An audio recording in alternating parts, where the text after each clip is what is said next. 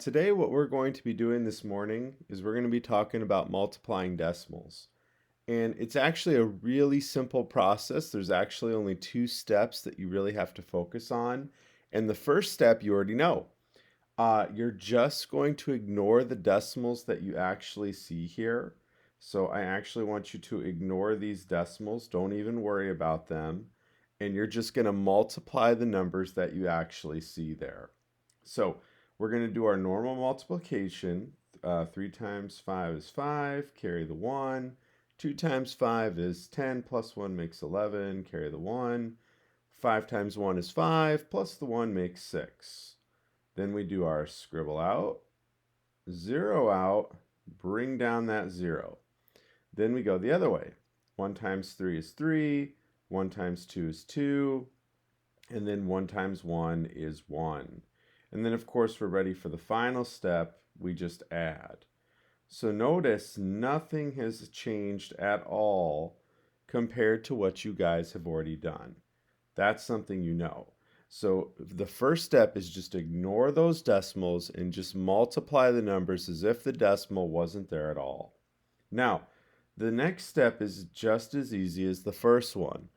All you're going to do is you're going to count the spaces here after where the decimal's at. Let me show you what I mean. Okay, so we know in the previous part of our problem, the answer was 1,845 for this problem. That's the answer that we got. So all you're going to do here is you're going to count how many spaces after. 1, 2, 3. Then you go into your answer, and starting from the very right, you're going to move to the left, and you're going to go, oops, and then you're going to go 1, 2, 3, and then that's where you know how to put your decimal. Okay, let me go through that one more time real quick with everybody. All right, so again, the answer we got was 1,845 when we did this problem of 1 and 23 hundredths times 1 and 5 tenths. Now again, it's a super simple process where I'm just going to go ahead and count after the decimal. 1, 2, 3. That's how many digits are after the decimal. That's how many spots there are.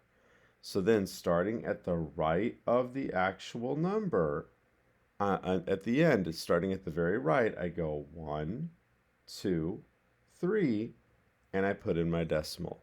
It's honestly that easy. Now, let's go ahead and actually look at some sample problems here, okay? So we're going to do 2 problems here, and then after that, I'm going to have you guys give it a try. Okay, so let's say that my first problem here is actually going to be 5 and 2 tenths times 4 and 3 tenths. Okay? Remember, the very first step is I'm going to ignore those decimals. I'm going to imagine that they're not even there. So I'm just going to start doing my regular multiplication. So 2 times 3 is 6, and then 3 times 5 is 15. I scribble out, even though there's nothing to scribble out, 0 out, bring down that 0, and now I'm ready to multiply the other way. So I do 4 times 2, which is 8, and then 4 times 5, which is 20. Now I'm ready for the final step, which is to do my addition again. So notice that I would end up with 6. 5 plus 8 is 13, carry the 1. 1 plus 1 is 2. And then I just bring down that 2. So notice I get an answer of 2,236. Now I'm ready for the last step, which is where I'm going to count those spaces or the digits after the decimal. So that'd be 1, 2. Then I come right down here to my answer, and starting from the right, going to the left, I'm going to go 1, 2. And then I put in my answer. It's honestly that simple.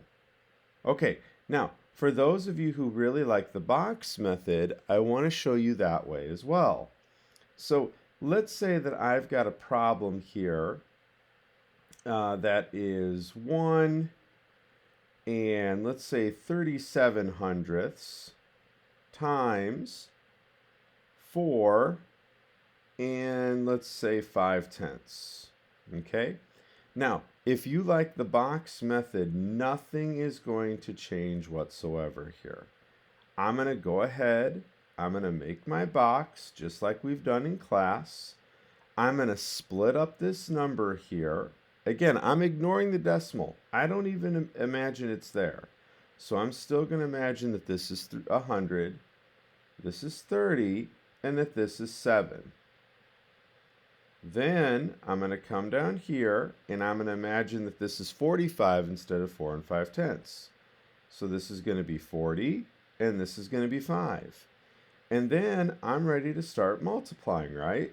1 times 4 is 4. How many zeros? Well, there's 3. Then I do 4 times 3 is 12. How many zeros? There's 2. Then I do 4 times 7. That's 28. How many zeros? 1, right? Then I do the bottom row. 5 times 1 is 5. How many zeros? There's 2. 5 times 3 is 15. How many zeros? 1. And then 5 times 7 is 35. And then after that, I would still do my addition just like I normally would.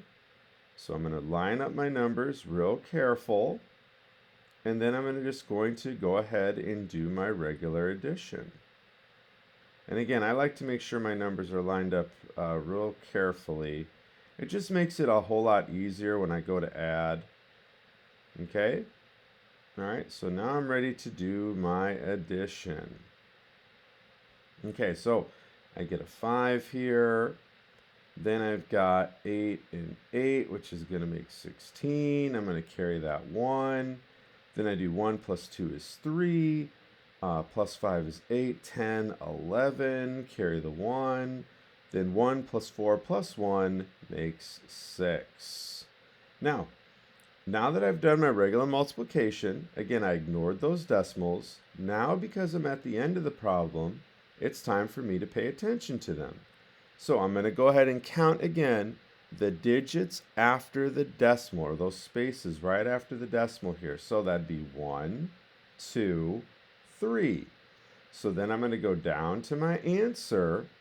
And again, starting from the very right, I'm going to go 1, 2, 3, and I put my new decimal in. So my answer would actually be 6 and 165 thousandths.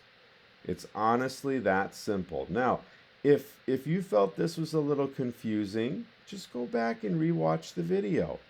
That way you can see how to do it again, especially if there's a part that seemed confusing. But I have no doubt that you guys are going to be fine. Remember the steps we talked about. Ignore those decimals.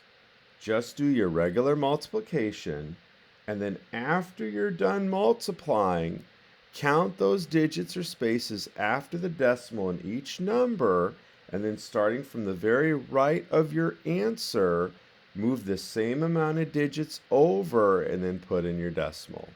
I know you guys got this, and I can't wait to see how you do.